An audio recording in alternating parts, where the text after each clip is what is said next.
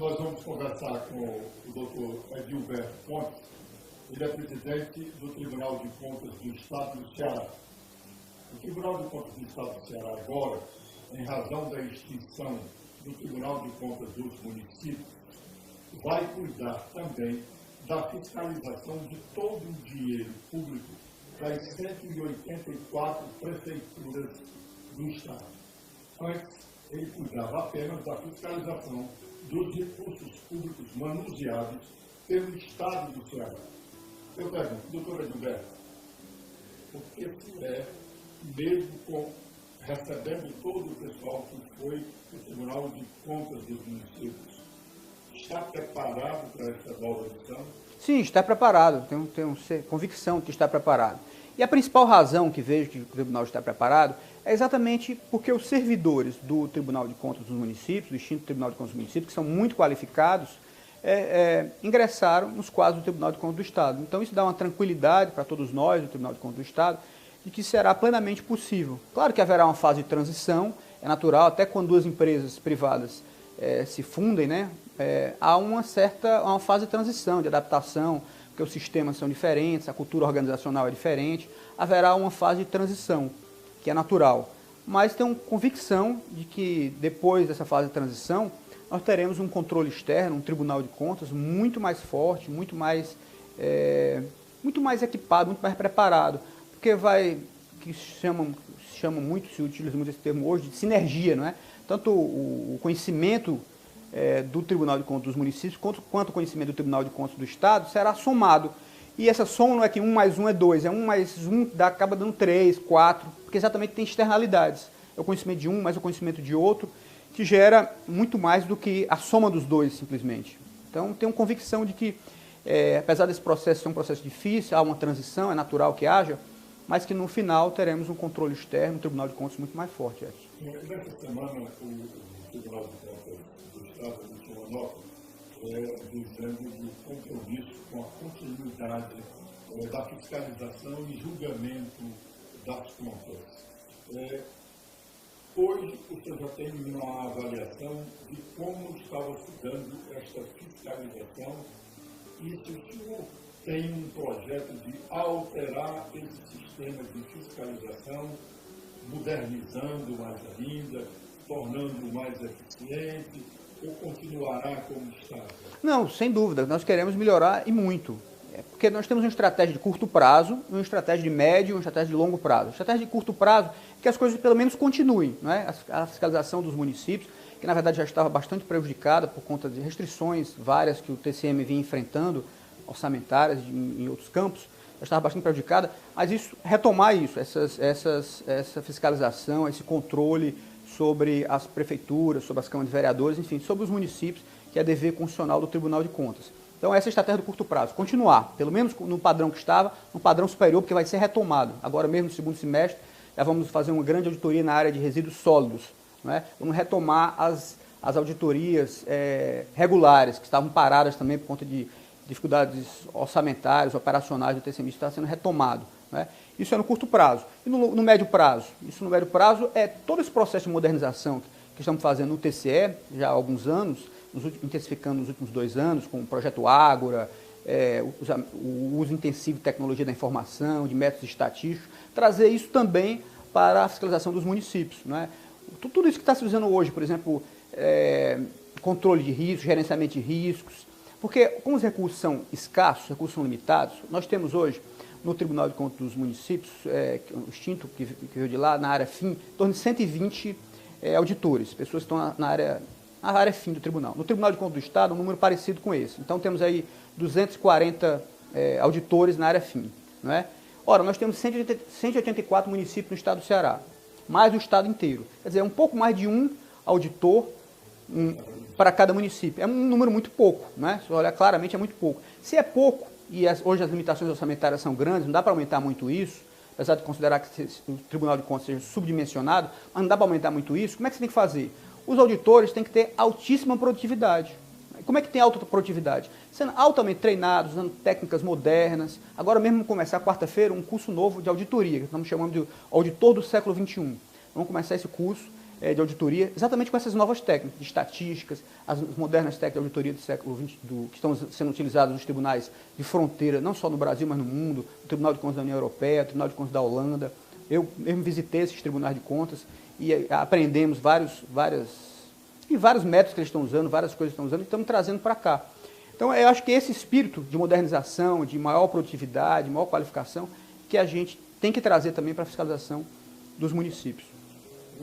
Na nota do Tribunal de Contas do Estado, você fala em priorizar as ações preventivas. O que significa realmente? Isso é muito, muito interessante, porque quando se julga o conta irregular, muitas vezes o tribunal tem que fazer isso, não tem jeito. Chegou, examinou as contas, e as contas são irregulares, há uma série de problemas, há um débito, há um dano ao erário e tudo mais.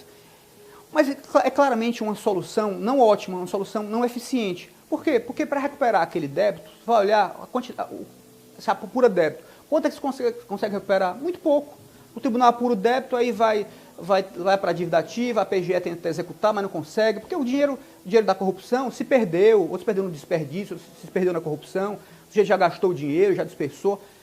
A dificuldade de recuperar. Vai gastar mais ainda para tentar recuperar. Exato, vai gastar mais para recuperar. Então, é muito pouco eficiente. Claro que tem que fazer, quando não tem jeito, faz, porque aí o sujeito vai para a conta irregular, ele pode se tornar inelegível, mas é uma solução não ótima. Qual é a solução ideal? Qual é a solução? É um controle que atua antes de acontecer, que examina as licitações todas, antes delas acontecerem, que encontra irregularidade, que faz fiscalização em loco, que evita que o problema aconteça. Como se diz, antes que o leite derrame, você vai lá e atua. Eu acho que esse é o tribunal forte. Quando vejo um tribunal com uma quantidade enorme de contas irregulares, às vezes não tem jeito, é aquilo mesmo. Mas é um controle que chegou tarde. Olha, já derramou o leite. Tá bom, vamos julgar irregular a conta. É obrigação do tribunal fazer isso. Mas o ideal, que se espera, é que seja um tribunal que atue antes, que evite que aconteça. E para fazer isso, como é que se faz? Com alta tecnologia, com inteligência, com muito planejamento, com auditoria de ponta. É assim que se faz. E é isso que a gente está tentando, estamos caminhando com muita energia para fazer. O setor de TI, o TCE é avançado. Você já conhece o TCM, dá para acompanhar o ritmo do TCE, aliás, eu só tenho um TCE, dá para acompanhar o ritmo que via sendo desenvolvido lá? É isso que nós estamos analisando. Aparentemente, realmente, eles estão com algumas dificuldades na parte de equipamentos, alguns investimentos precisarão ser feitos, não é? Mas serão investimentos, não é gasto. Agora mesmo, nós compramos, no ano passado, há pouco tempo, um equipamento, custou R$1 milhão, um sistema americano chamado SAS, um sistema de controle de fraudes e tudo mais. Na primeira auditoria que nós fizemos, usando esses equipamentos, conseguimos uma economia de R$10 milhões, que cruzamos só numa Secretaria de Saúde, acumulações ilícitas. O máximo de acumulação que pode ter são 2. Encontramos pessoas com 3, com 4, com 5, com 6. Só com isso, houve uma economia de R$10 milhões, 10 vezes o equipamento. Então, isso é investimento. Investir em tecnologia, em modernas técnicas, é algo que dá resultado efetivo. Já estamos sentindo isso na pele. Tem uma outra auditoria com esse sistema que estamos fazendo, não só na Secretaria, agora em várias, ampliando isso para várias. O que a gente está calculando que é uma economia por baixo de 50 milhões. É algo que ainda está na fase embrionária, não estou nem divulgando em detalhes, mas a gente está calculando que vai ser uma economia de pelo menos 50 milhões por conta da utilização desse moderno sistema. O que é a assistência técnica aos prefeitos e a nota faz referência? O Tribunal de Contas dos Municípios ele tem uma tradição muito grande, inclusive ele surgiu nessa linha, lá na década de 50, como... O nome inicial era Assistência Técnica Municipal. Então, pois é... A CTM. Isso. Então, essa assistência técnica, eles mantiveram, como é da tradição deles, da origem deles, eles têm lá um grupo de 8 servidores, salvo engano, que presta consultoria, consultoria não é bem a palavra, presta assistência técnica, vamos dizer, usar o termo, para gestões municipais. Então, o gestor lá está com uma dúvida para fazer uma licitação. Ora, será que eu posso fazer isso? Será que eu posso usar essa modalidade de licitação? Se eu não posso? Será que desse jeito está errado? E aí, o tribunal tem essa tradição, tem 8 pessoas lá que, por telefone e por e-mail, eles ficam respondendo essas perguntas, esses questionamentos. De acordo com o que o tribunal já decidiu, isso aqui o tribunal já decidiu que pode, desse jeito pode, desse jeito não pode. E isso é muito bem, pelo que eu sei, é muito bem visto pelas administrações municipais. Só com essas restrições todas estava funcionando só até 2 horas da tarde. uma das primeiras providências que nós fizemos, olha, isso vai até 17 horas, como sempre foi. Então já estendemos o horário até 17 horas. Isso é a primeira relação entre o administrador do município com o próprio Tribunal de Contas do Estado. Essa aproximação benéfica, ela não pode se tornar nociva. É interessante, qualquer coisa pode ser boa e ruim, né? Depende do ângulo que se faz, depende da dose que tem. Se diz que a diferença entre o veneno e a dose, e o remédio e a dose. Então, quer dizer, é uma tradição antiga que o TCM tem e é algo muito bem avaliado. Agora tem que ter uma certa série de cuidados, né? Separar a área de fiscalização da área de assistência técnica, tem que ter o cuidado, são outras pessoas, não é o mesmo grupo que faz isso. Não é? Tem que ser feito com bastante impessoalidade para que não haja uma confusão. Mas eu acho que bem administrado, e parece que isso era bem administrado, eu acho que isso pode sim. Daquela história, o tribunal não tem que ser só um tribunal repressivo, né? Hoje se exige muito isso, olha, um tribunal também que oriente, que seja pedagógico. Muitas vezes, claro que há pessoas que chegam ali com aquela finalidade de realmente desviar recurso. A finalidade do sujeito é realmente desviar, é roubar. Claro que tem pessoas que são assim, mas muitos não chegam com esse espírito. Chegam com o espírito cheio de sonhos, querendo realizar, querendo melhorar as coisas. E tem dificuldades. Nós sabemos que as burocracias dos municípios, em maior parte, são burocracias, mesmo no Estado, quer dizer, imagina os pequenos municípios, incipientes, que a burocracia muitas vezes não é tão preparada, não tem acesso a tantos cursos, a uma legislação que muda o tempo inteiro, que é sofisticada.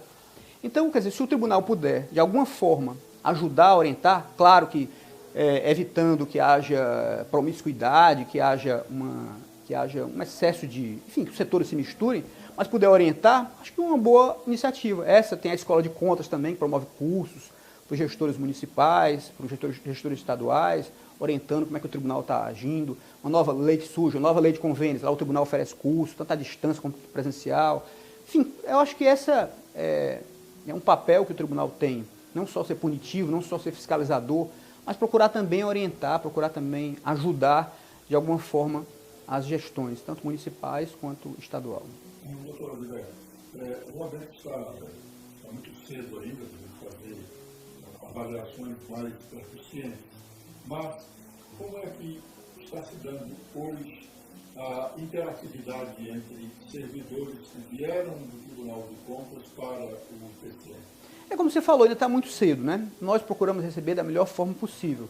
Dizer que são muito bem-vindos, serão tratados como servidores do TCE, não haverá diferenciação nenhuma. Nosso objetivo é esse, é ser um corpo só, não há por que ter diferenças na continuação.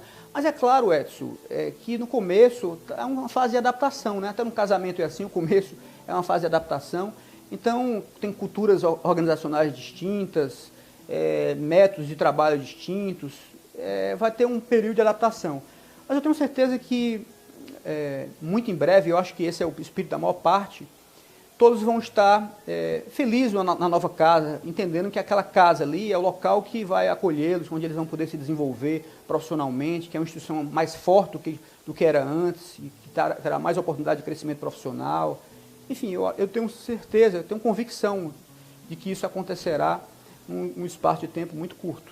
Embora todos sejam servidores concursados, nós podemos até dizer que temos 3 níveis de servidores. Temos servidores realmente que trabalham ali na ponta, né? Tem que são os auditores, né?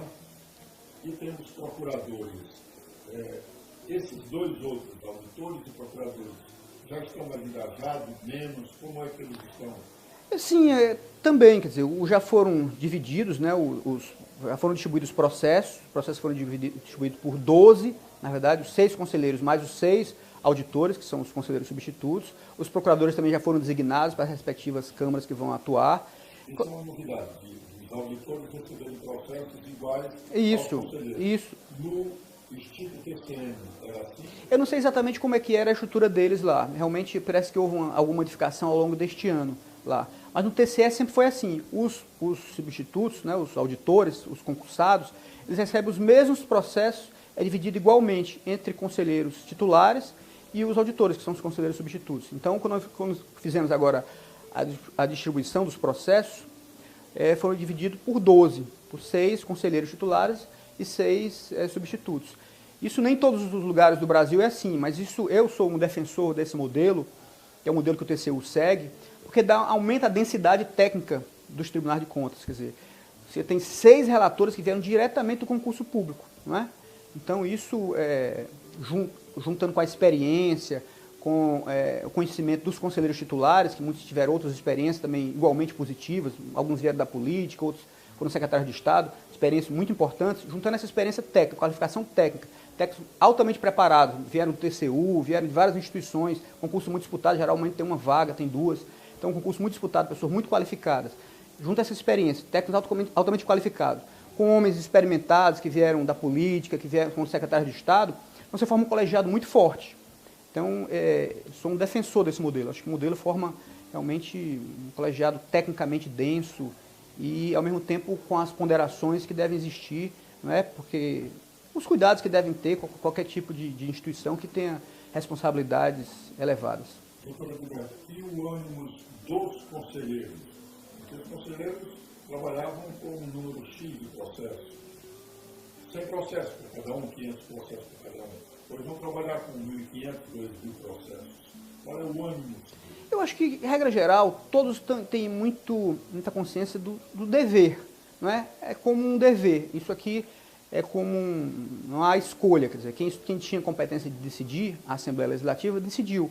Então, cabe aos conselheiros, cabe a todos nós, encarar isso como um desafio, como um trabalho, como uma obrigação e tocar isso em frente. Até as pessoas, eu faço uma pequena analogia, não sei se é muito adequada, mas é como se chegasse num hospital, numa maternidade, uma menina de 13, 14 anos lá, 9 meses de gravidez. E aí chegou a obstetra, cabe a obstetra fazer o quê? Dar lição de moral na menina, na família da menina? Não, cabe fazer o parto, não é isso? Então o nosso papel é esse, quer dizer, foi decidido por quem tinha competência de decidir. Nosso papel qual é agora? Fiscalizar, julgar as contas, exercer em plenitude essa função. E outra coisa, isso também não é nenhum mistério, afinal de contas, os nossos vizinhos não são assim, o Pernambuco é assim, o Rio Grande do Norte é assim, a Paraíba é assim, o Piauí é assim, o Brasil afora todo é assim, quer dizer, a responsabilidade do Tribunal de Contas é tanto a fiscalização estadual quanto municipal, então será algo, claro que terá uma adaptação, terá uma transição, mas isso será encarado com naturalidade, eu não vejo maiores dificuldades. Doutor Gilberto, o Tribunal de Contas do Estado trabalhava anualmente com um parecer sobre uma conta de governo. E agora vai trabalhar sobre 185 contas de governo.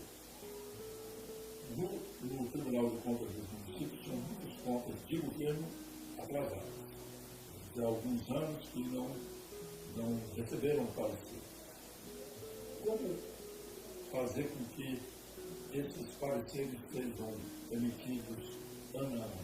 Mas essa é uma bela questão, por isso que a gente tem que modernizar muito, né? Esse projeto Água, por exemplo, no nosso mesmo tribunal, não só o parecer prévio, mas as contas de gestores, tem contas lá atrasadas também no nosso tribunal.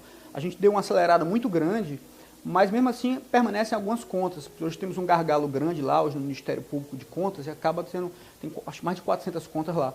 Mas enfim, por isso que nós estamos modernizando. A questão toda é olhar as experiências bem-sucedidas. Outro dia eu estava conversando com o presidente do TCE de São Paulo. Ele estava dizendo o seguinte, olha, não tem nenhuma conta, eles, quando chega, por exemplo, 2016, de 2015, chegou em 2015, não tenha sido julgado em 2016. Nenhuma conta, e lá são mais de 500 municípios, tanto do Estado quanto municípios. E eu digo, como é que vocês fazem isso?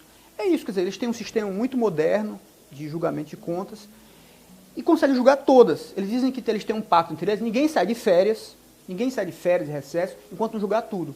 Eu acho que esse é o caminho. Olhar o que quem está... Outros fazem, nós não seremos os primeiros, não vamos inventar a roda. Por exemplo, São Paulo, que são mais de 500, eles conseguem fazer com apenas 7 conselheiros. Por que a gente não vai fazer também? Acho que a gente consegue fazer, mas tem que modernizar, não é? Tem que olhar as modernas técnicas. É isso que a gente está caminhando. E é isso que a gente está caminhando no TCE agora. O projeto Ágora, que nós somos entusiastas dele. O que é mesmo esse projeto? O projeto Ágora é um projeto de modernização da prestação de contas, né? Das prestações de contas, no caso estadual. Na continuação, vamos estender isso para os municípios. Os gestores, agora, em vez de mandar os processos, não mandam mais em papel, nem mandam eletronicamente, porque mandam até eletronicamente, a prestação já é eletrônica, mas é em PDF. Em PDF não adianta, porque aquele dado não é manipulável, você não faz cruzamento de dados. É mesmo que ser papel, só o papel que está na tela. É a mesma coisa, às vezes é até pior. Nessa forma... Para facilitar a impressão. Pois é, exatamente. Mas na prática não agiliza nada, muito pouco. Talvez economize árvore, desse tipo de coisa. Mas do ponto de vista de agilidade do procedimento, agiliza muito pouco. O projeto Ágora é para automatizar tudo. Boa parte das análises serão feitas, já mandou a prestação de contas, aquele em números, o próprio sistema já faz todo um monte de cruzamento e já aponta um pouco, lembrando um pouco da Receita Federal, a prestação de contas. Sempre faço essa analogia com a prestação de contas que a gente faz todo ano para a Receita Federal, né, do imposto de renda. É um pouco isso, você manda uma série de dados, ele lá ele faz os próprios cruzamentos, o tribunal é que produz o sistema, entrega cada gestor. O gestor lá já vai ter, como na Receita Federal, olha, você não pode mandar não, faltou isso, faltou aquilo. Então ele já só pode mandar depois que foi tudo preenchido. Chega lá no tribunal, o tribunal vai fazer os cruzamentos. E aí com aqueles cruzamentos automáticos que são feitos, eu só vou olhar um pedacinho daquilo tudo, porque uma série de coisas que antes era feito manualmente, análise por análise, o próprio sistema já... Então economiza um trabalho enorme, não é? dos auditores, já foi economizado um trabalho enorme. E também vai ser um trabalho muito grande dos próprios julgadores. Então acho que é por aí, acho que esse é o caminho da gente conseguir julgar muito mais a tempo. Hoje o senhor administra todos os servidores do tribunal numa sede só, ou eles estão divididos nas duas sedes? A sede antiga do TCM e a sede do TCE? Hoje estão nas duas. Porque na verdade, impossível, eu convido qualquer um que quiser verificar isso, nós, lá no Tribunal de Contas do Estado, absorvemos 400 pessoas. Não tem espaço. Não tem espaço físico para lá. Hoje, talvez, nós poderíamos ter, talvez, ter uns 50 pessoas a mais, se apertasse bastante. Seria impossível a gente ter isso. É ideal, então, ter duas sedes, porque a emenda que foi aprovada, ela trouxe todo o patrimônio, e a sede faz parte do patrimônio, do TCM para o TCE. O ideal é ter duas sedes, talvez não seja ideal também, porque é 1 hora de distância, você vai ter para integrar o sistema de uma sede para outra, tem uma série de complicações. Mas o fato é que hoje é impossível. Então, isso é uma daquelas questões de médio prazo, são importantes, mas não são urgentes. Não é? Urgente hoje é você continuar a fiscalização, assegurar que nada vai ser prejudicado, ao contrário, que as coisas que estavam paradas sejam retomadas. Mas isso é algo que não é urgente, que estamos pensando, mas ainda não temos ainda uma resposta. Está sendo analisado, estudado o assunto. O senhor tem prazo para apresentar um projeto da nova lei orgânica. Já começou a discutir isso? Já tem alguma ideia de alguma inovação nela? Ou não há necessidade de inovações? Já estamos discutindo os grandes temas. Ainda não sentamos ainda para bater o martelo, né? Porque tem um tempo até razoável, são 3 meses. Então, mas já estamos discutindo. E a ideia é sempre essa, olhar as experiências bem-sucedidas, aqueles tribunais que conseguiram boas leis orgânicas, que realmente funcionam bem, e aplicar, né? Porque a nossa, basicamente, o que ela é, a nossa lei orgânica aqui? Ela foi a lei orgânica do Tribunal de Contas da União, que foi adaptada ao Estado do Ceará. Quase todos os tribunais seguiram esse caminho. Então, eu entendo que ela está em dia, ela não é uma lei que seja necessário grandes modificações, não é? Porque ela é, mais ou menos, vou chamar uma cópia, mas é uma adaptação da lei orgânica do Tribunal de Contas da União, que tem competências semelhantes ao TCE, né? Só que na esfera federal. Então, eu acho que isso não vai ser motivo de grande mudança. Talvez um ponto ou outro que realmente cause um pouco mais de dificuldade, é uma oportunidade da gente modernizar agora. Nós falamos só em prefeituras, mas o tribunal também acompanha o trabalho das câmaras municipais. Né? Isso. Os gastos das câmaras municipais. Você tem alguma ideia sobre isso ou continua como se... Não, exatamente nessa linha, de observar, fazer o gerenciamento de risco, onde é que tem maiores riscos, onde é que tem maiores problemas. Não é? Toda essa linha de modernização do tribunal, de técnicas de auditoria modernas, de uso de estatística, de uso de técnicas de gerenciamento de risco, se aplicada a todos os gastos que são feitos, quer seja em câmaras de vereadores, quer seja em prefeituras, em secretarias estaduais. A ideia é essa.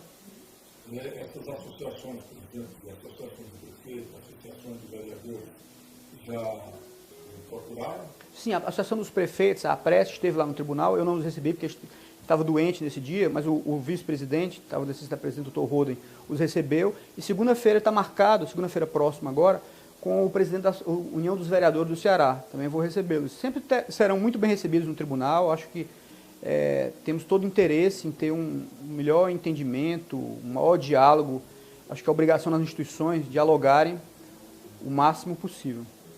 Doutor Edgar, quer dizer que então nós podemos ficar tranquilos com relação à fiscalização dos gastos das administrações públicas, porque se fala muito em desordem, né? Podemos ficar tranquilos. Sem dúvida, Edson. Eu acho que aquela história, o preço da liberdade é a eterna vigilância, né? Aquela frase lá que é atribuída a Thomas Jefferson. O Thomas Jefferson era o símbolo da UDN, né? Era o slogan da UDN. Mas, enfim, o fato é que nós estamos trabalhando muito, o Tribunal de Contas está trabalhando muito, tentando se modernizar. Esse processo já começou há um bocado de tempo. É um trabalho duro, um trabalho árduo, um trabalho de todo dia. Mas é fundamental a cooperação da população, não é? Se fala muito do controle social, isso é muito importante. Tanto é que lá nós temos a ouvidoria, recebemos denúncias, as pessoas estamos intensificando muito e temos o maior interesse nisso, no maior contato possível com a sociedade. Por isso que o tribunal, o tempo inteiro, ele afirma e reafirma que está aberto à sociedade, que está... eu recebo todo mundo que quer falar comigo, basta marcar uma audiência, chegar no tribunal, eu estiver lá, recebo. Enfim, a gente tem maior interesse em se aproximar. Fomos ao interior, agora mesmo fomos a Tauá, fomos a Quixadá, vamos a Juazeiro do Norte, vamos a Sobral. São viagens exatamente que chamam, exatamente para aproximar. A gente chama a sociedade organizada, chama a Câmara de Vereadores, chama secretários, chama estudantes, para, olha, venham conhecer o Tribunal de Contas, é isso que a gente faz, isso aqui que a gente deixa de fazer. Nesse intuito, vocês podem contactar o tribunal dessa forma. Esses são os limites do tribunal. Então, a gente tem intensificado muito isso. E a última, acho que tinha mais de 300 pessoas lá em Tauá, por exemplo. Tem sido muito bom. E a ideia é exatamente essa. Como diz a música, está onde o povo está, quer dizer, onde está a sociedade. A maior parte do cearense mora no interior, não é em Fortaleza. Então, o tribunal também tem que fazer um esforço enorme para se deslocar para o interior, para ouvir as pessoas, ouvir o cidadão que mora no interior, não só em Fortaleza. Então, é nessa linha. Doutor, muito obrigado pela sua entrevista e nós estamos prontos para ajudar o trabalho da instituição. Muito obrigado, Edson. É um prazer falar com você e o tribunal está sempre à disposição, sempre às ordens. É sempre um prazer. Mais que prazer, é a nossa obrigação comunicar o que estamos fazendo, portas abertas para a imprensa. É um prazer e obrigação. Muito obrigado.